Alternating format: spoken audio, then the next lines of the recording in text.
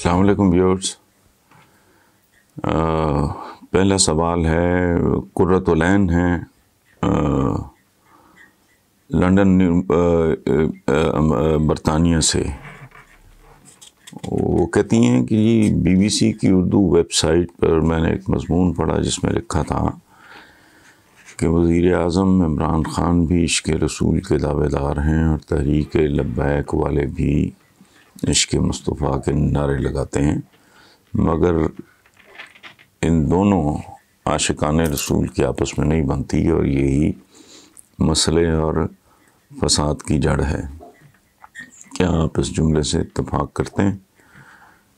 دیکھیں قرۃ العین، میں نہیں، آپ بھی اس سے اتفاق کرو گے.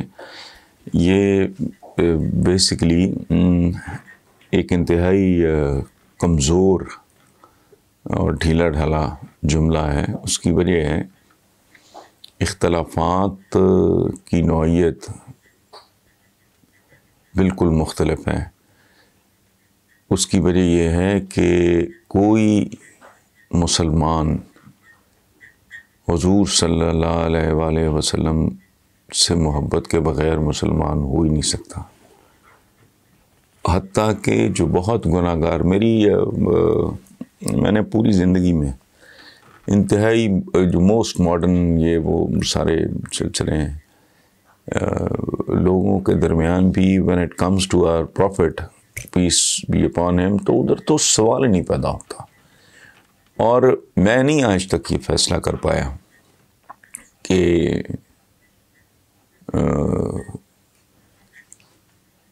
کس کی محبت، کس کے دل میں زیادہ محبت ہے ان کے لیے اور کس کے دل میں کم ہے. اصل المیہ ہے کہ باقی جو اقبال نے کہا تھا یہ امت خرافات میں کھو گئی، یہ دیگر مسائل ہوتے ہیں. اس پہ تو ہر مسلمان کا مکمل اتفاق ہے، اور مسلمانوں کا صدیوں سے یہ بہت بڑا المیہ ہے، بہت بڑی ٹریجڈی ہے. یہ میں نے کالمس میں بھی لکھا ہے. آج سے چند سال پہلے تک وال چاکنگ ہوتی تھی اور ایک جملہ بڑا عام تھا لاہور شہر کی دیواروں پہ، اور وہ تھا حرمت رسول پہ جان بھی قربان ہے. تو میں نے کہا یار، میں سوچتا تھا، میں لوگوں سے بات کرتا تھا، لکھا بھی کہ میرے جیسی 2 ٹکے کی جان قربان وہ حضور نے اس کا کیا کرنا ہے. اور جان دینا بنیادی طور پہ کوئی زیادہ مشکل کام نہیں ہوتا. اس کی وجہ ہے آپ پوری زندگی صرف کر دو، پوری دنیا کے وسائل صرف کر دو اپنی جان بچانے کے لیے. الٹیمیٹلی بڑے سے بڑے قلعوں اور محلوں کے اندر بھی نقب لگا کے موت آ جاتی ہے، مرنا ہوتا ہے. اصل بات ہوتا ہے جس سے آپ چاہتے ہو اس کی ہدایات پہ، اس کی تعلیمات پہ عمل کرنا. یہ امتحان ہے. جان دینا کوئی بڑا امتحان نہیں ہے، مشکل ہے. I understand it is difficult to lay your life، لیکن وہ سپلٹ سیکنڈ کا کاروبار ہوتا ہے. ایک گولی، ایک خنجر، زہر کا ایک گھونٹ، کہانی ختم. احترام اور محبت اور عشق کے نتیجے میں کسی کی تعلیمات کی روشنی میں زندگی گزارنا یہ بڑا مشکل کام. مثلا میں تو ذاتی طور پہ میں آپ کے ساتھ ایک بات شیئر کرتا ہوں. I am 1 meal a day man. مدتیں ہو گئی، ایک وقت کا کھانا، اچھا پورے دن میں. لیکن جو بسیار خور ہوتے ہیں جنہیں بہت زیادہ کھانے کا شوق ہوتا ہے، چند برادریاں بہت مشہور ہیں، میں نام نہیں لیتا کسی کا، کھائے جاتے ہیں کھائے جاتے ہیں کھائے جاتے ہیں. اگر ایک ایسا بندہ جسے خوش خوراکی، بسیار خوری کا شوق ہو، اور وہ حضور کا یہ حکم پڑھ لے کہ بھوک چھوڑ کے، تھوڑی بھوک باقی ہو کھانا چھوڑ دو، آج سمجھ جائے گی. بے شمار ٹیمپٹیشنز ہیں زندگی میں. حضور کا ایک حکم ہے جو تند خو ہے وہ ہم میں سے نہیں ہے. تو یہ شارٹ ٹیمپرڈ آدمی ہے، اس کی تو زندگی عذاب میں پڑ جائے گی. لیکن اگر وہ واقعی محبت کرتا ہے حضور سے تو پھر وہ اس حکم کی بھی تعمیل کرے گا. بے شمار ہیں، حوث زر ہے، حوث کی بے شمار قسمیں، ان کو ریزسٹ کرنا مذاق ہے. تو اصل بات یہ ہے مسلمانوں کی سب سے بڑی ٹریجڈی میرے نزدیک تو ایک خاص مائنڈ سیٹ ہے، جن کا کوئی رول نہیں ہے، جن کا اسلام میں وجود کوئی نہیں ہے، جو لیڈ کر رہا ہے، ڈومینیٹ کر رہا ہے، ڈکٹیٹ کرا رہا ہے، اس کو بھی چھوڑیں.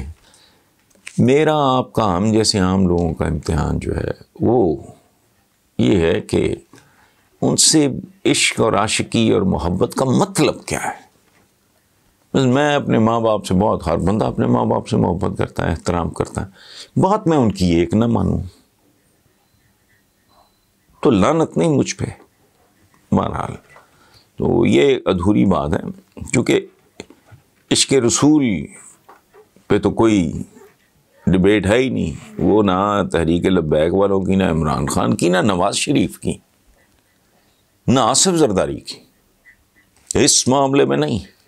ہم جتنے بھی گئے گزرے ہوں، جو بھی ہوں، جب ان کی بات آتی ہے تو پھر وہ لہجے بھی بدل جاتے ہیں، ایکسپریشنز بدل جاتے ہیں لوگوں کے رویے. تو بارہ دوسرا سوال ہے جی آج کا جاوید علی ہیں لاہور سے.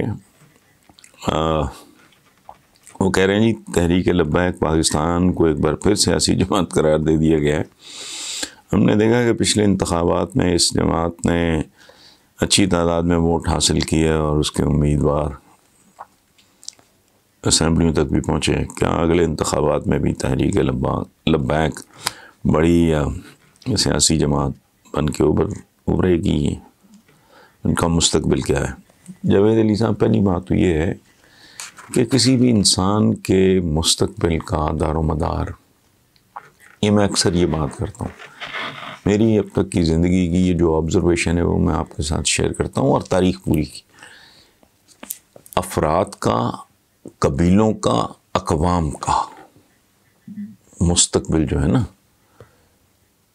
مقدر بھی، اس کا دار و مدار ان کے اعمال پہ ہوتا ہے، ان کی پرفارمنس پہ ہوتا ہے. اور انگریزی میں کہتے ہیں کہ جینیس از پتہ نہیں 90% یا 99% شوئنگ آپ. جان مارو نا، ٹیلنٹ ہے بڑا، کچھ نہیں. بنیادی طور پہ آپ کی اسٹریٹجی کیا ہے، آپ نے کتنی محنت کی ہے. قرآن پاک کی تو سیدھی سادی ایک ٹیچنگ ہے کہ بے شک انسان کو اتنا ہی ملا جتنی اس نے صحیح کی. اور صحیح کا مطلب ہے رائٹ ڈائریکشن میں صحیح کوشش، محنت، ہمت. تو جس طرح یہ جماعت بیہیو کریں گی. اچھا، دوسرا جہاں تک اس بات کا تعلق ہے کہ جی تحریک لبیک پاکستان کو ایک بار پھر سیاسی جماعت، کوئی قرار نہیں دے سکتا، بے قرار نہیں کر سکتا، کچھ نہیں ہوتا. انتخابی سیاست کے لیے تو اجازت چاہیے، ادروائز تو خفیہ تنظیمیں بھی ہوتی ہیں، ڈاکوؤں کے گروہ نہیں ہوتے، ٹھگوں کے گینگز نہیں ہوتے، جعلی کرنسی بنانے والوں کے گروپس نہیں ہوتے ہیں، وہ اجازت دے کے کرتے ہیں. انتخابی سیاست یاد رکھیں، اس کے لیے تو اسٹیٹ کی اجازت وغیرہ کا وہ نخروں شخروں کی ضرورت ہوتی ہے، باقی نہیں. میں نے پچھلے دنوں کو میرا خیال ہے کہ 1.5 درجن خونی تحریکوں پہ لکھا ہے جو ساری مسلمانوں کی تھی. وہ قانونی تو نہیں تھی، خارجیوں سے سلسلہ شروع ہوا تو کیا تھے وہ، لیکن تحریکیں، سیاسی تحریک، ہاں انتخابی جماعت کے لیے تو ضروری ہے کہ اس کا، باقی نہیں. یہ ہیں جی ہمارے پھر پرانے دوست شاکر اللہ ہیں مال روڈ سے، لاہور سے. وہ کہتے ہیں جی کہ آپ کے ایک حالیہ کالم کا ایک جملہ دل میں اتر گیا ہے جو کچھ یوں تھا کہ یہ کنویں سے بالٹیاں بھر بھر پانی نکالتے ہیں، کتا کیوں نہیں نکالتے؟ تو میرا سوال یہ ہے کہ کتا آخر کون نکالے گا، کیونکہ یہاں تو سب کو اپنی اپنی پڑی ہوئی ہے. شاکر اللہ صاحب بات سنیں، کتا وہ نکالے گا جس کے اندر ویژن ہوگا، جس کے اندر گہرائی اور گہرائی ہوگی، ڈیپتھ ہوگی، اور اس کے ساتھ ساتھ جس میں جرت ہوگی، ہمت ہوگی، طاقت ہوگی، رسک لینے کی ایبلٹی ہوگی. تو یہ بہت سارے فیکٹرز ہیں. ہم چونکہ سطحی سے لوگ ہیں، میں نے جو بات کی ہے میرے تو سیاسی ایمان کا حصہ ہے. پاکستان میں کیسی کیسی ریفارمز، کیسے کیسے جگاڑ نہیں لگے. وہ جنرل نقوی آئے تھے پرویز مشرف صاحب کے زمانے میں، انہوں نے بڑے ریفارمز کرنے کی کوشش کی. بھٹو صاحب نے اپنی طرف سے بڑا، باقی لوگ بھی ہاتھ پاؤں مارتے ہیں، لیکن ان میں سے کسی کو یہ نہیں پتا کہ اصل میں کرنے والا کام کون سا ہے. پاکستان میں جب تک، میں تو کب سے پتہ نہیں لکھ رہا ہوں کہ جب تک بنیادی اور جوہری تبدیلیاں نہیں آتی، پاکستان کے حالات امپروو نہیں ہوں گے، بد سے بدتر ہوں گے. یہ پورے کا پورا نظام، اب پتہ نہیں وہ 100 کتنے سال بعد جیل کے قوانین بدلیں اور ڈوب مرو، تمہیں کوئی ہوش نہیں ہے. ہر 2 سال بعد گاڑی کا ماڈل بدل جاتا ہے، نت نئی چیزیں آ رہی ہیں، پرانی تیزی سے ریپلیس ہو رہی ہیں، فیشن بدلتے ہیں، موسم بدلتے ہیں، نسلیں بدل جاتی. پتہ نہیں 147 سال بعد ان کو ہوش آیا جیل کے قوانین بدلنے کا. تو ایسی جو وقت کے ساتھ ہی نہیں چل رہا، وقت تو اس کو روند کے گزر جائے گا. سو ہمیں سمجھ نہیں آ رہی ہے ہمارے مسائل کیا ہیں. تو اس لیے اللہ بہتر جانے کون کرے گا. محمد خان نیازی ہیں جی میاں سے. وہ کہتے ہیں کیا یہ تحریک انصاف کی حکومت اور عمران خان کی خوش قسمتی نہیں کہ حالات میں بہتری نہ آنے اور خاص طور پہ مہنگائی میں ہر دوسرے روز اضافے کے باوجود عوام انہیں وقت دینے پہ آمادہ ہیں. میں نے کئی لوگوں کو یہ کہتے سنا ہے کہ یہ 5 سال مشکل، لیکن اگلے 5 سال میں عمران خان حکومت میں آ کے عوام کو بڑا ریلیف دے گا. آپ کیا کہیں گے؟ نیازی صاحب، پہلی بات تو یہ ہے کہ وہ ایک ایکسپریشن ہے بڑا، اس میں بڑی وزڈم ہے. زبان خلق کو نکارہ خدا سمجھو، ایک اجتماعی شعور ہے.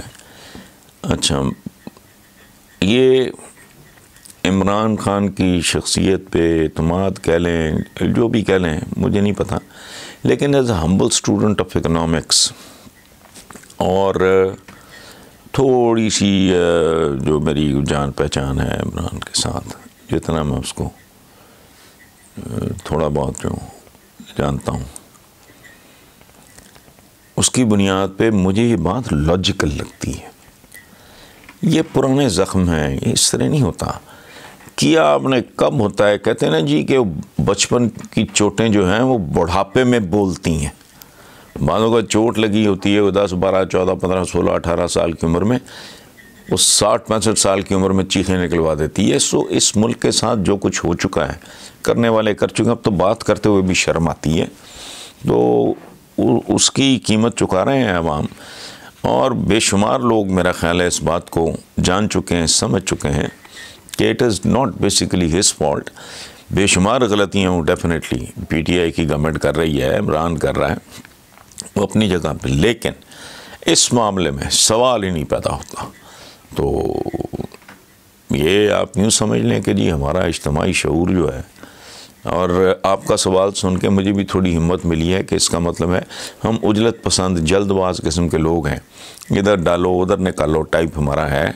لیکن اگر یہی صورتحال ہے کہ عوام کہتے ہیں کہ جی پہلے 5 سال مشکل اور اگلے میں ریلیف ملے گا، تو یہ بڑی صحت مند اور مثبت تبدیلی ہے عوام کے موڈ اور مزاج میں. السلام علیکم ویورز، آج کے کالم کا عنوان ہے اللہ ہی جانے کون بشر ہے. میرا ذاتی خیال ہے کہ آنے والے 150-200 سالوں میں یہ فیصلہ ہو جائے گا کہ عقیدوں، ثقافتوں اور تہذیبوں میں سے کون کتنا اہم یا فیصلہ کن ہوگا. گلوبلزم یا یونیورسلزم کی آخری شکل کیا ہوگی؟ آج مغربی، اسلامی، ہندو، جاپانی، آرتھوڈاکس، افریقی، لاطینی امریکی تہذیبیں فیصلہ کن مراحل سے گزر رہی ہیں. ان سب کی تاریخ کا گہرائی میں اتر کے جائزہ لیں تو محسوس ہوتا ہے کہ تمام تر عقیدوں، ثقافتوں اور تہذیبوں کو ایک شے بے حد آہستگی سے نگلتی جا رہی ہے. نگلنے کا لفظ اگر آپ کو ذرا زیادہ سخت اور ڈراؤنا محسوس ہو تو ہم یہ کہہ سکتے ہیں کہ کچھ ہے جو ان سب کو دھیرے دھیرے ایکلپس کرتا جا رہا ہے، اور وقت کے ساتھ ساتھ ایکلپس کرنے کے عمل کی رفتار میں بھی اضافہ ہوتا جا رہا ہے، جسے انگریزی میں سنو بالنگ کہتے ہیں۔ اس صورتحال کو سمجھنا ہو تو صرف وقت کے رویے پہ نظر ڈالیں۔ پلیز میرے اس جملے کو تھوڑا توجہ سے سنیں، وقت کے رویے پہ نظر ڈالیں کہ کبھی، ماضی کی بات کر رہا ہوں میں، ایک صدی کئی صدیوں پر محیط ہوتی تھی، یعنی ہزاروں سال انسان ایک ہی جگہ پہ کھڑا رہتا تھا۔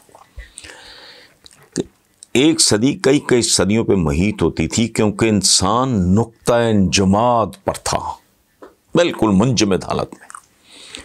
پھر یوں ہوا کہ سکڑتے ایک صدی آہستہ آہستہ ایک صدی کے برابر آ گئی، یعنی 100 سال، یہ نہیں کہ 100 سال 5000 سال میں گزر رہے ہیں، نہیں، 100 سال میں گزرنے شروع ہو گئے، جس کے بعد وقت کا موڈ تبدیل ہوا تو سب کچھ ریورس ہونا شروع ہو گیا، جس کا سادہ ترین ثبوت یہ ہے کہ آج کل ایک سال میں ایک سے زیادہ صدیوں کا سفر طے ہو رہا ہے۔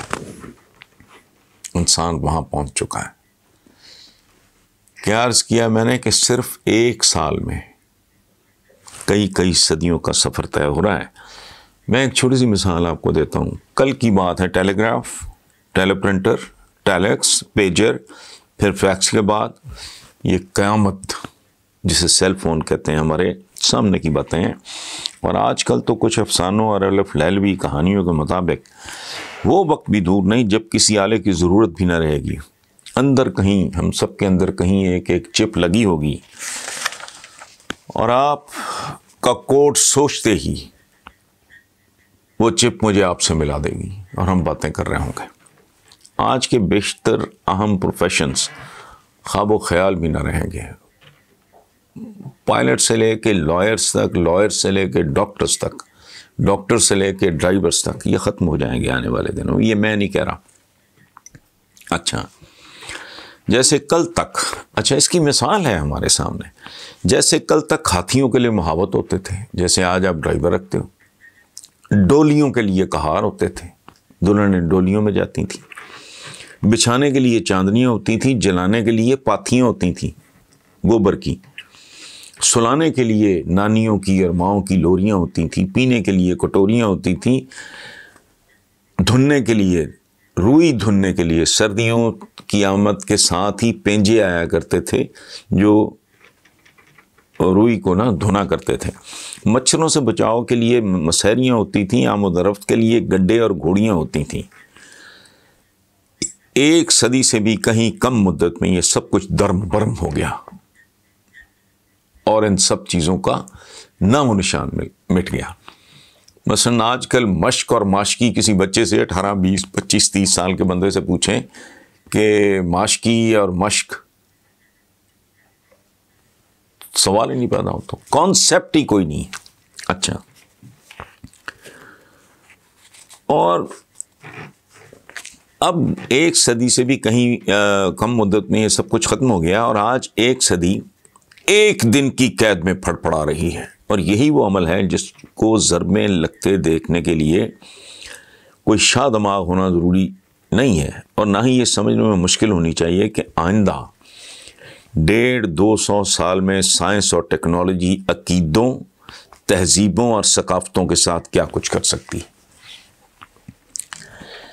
میں جب بھی آرٹیکل اس طرح کے پڑھتا ہوں جس میں یہ لکھا ہوتا ہے کہ موت جو ہے وہ آپشنل ہو جائے گی، تو میں لرز اٹھتا ہوں کہ بنے گا کیا جب موت آپشنل ہوگی۔ اچھا، جب ایک جیسا ماحول، ایک جیسی تعلیم و تربیت، ایک جیسی ترجیحات، ایک جیسی رسومات، ایک جیسے مناظر، ایک جیسی مصنوعات، ایک جیسی ترغیبات، ایک جیسی آوازیں، کتابیں، موسیقی، رقص، غذائیں، لباس، علاج، دوائیں، قوانین،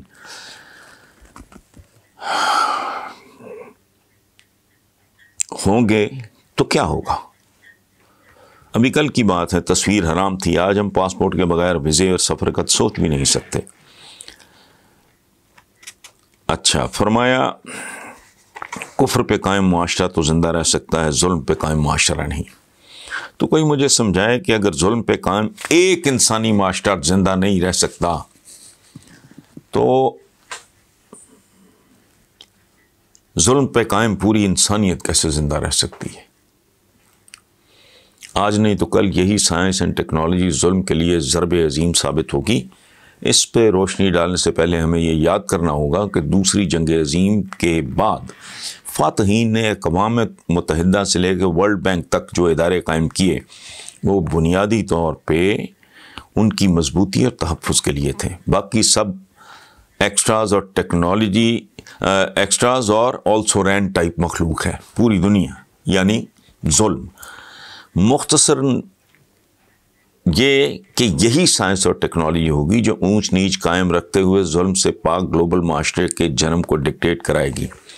کیسے؟ یہ ایک بالکل علیحدہ بحث ہے۔ سائنس اور اس کی بہن ٹیکنالوجی خود بخود نہیں پیدا ہوئی، بلکہ اس کا خالق بھی وہی ہے جو ان جہانوں کا خالق ہے، جسے سیکولر طریقے سے یوں بیان کیا گیا ہے، وہی تو ہے جو نظام ہستی چلا رہا ہے۔ کوئی تو ہے جو نظام ہستی چلا رہا ہے، وہی خدا ہے۔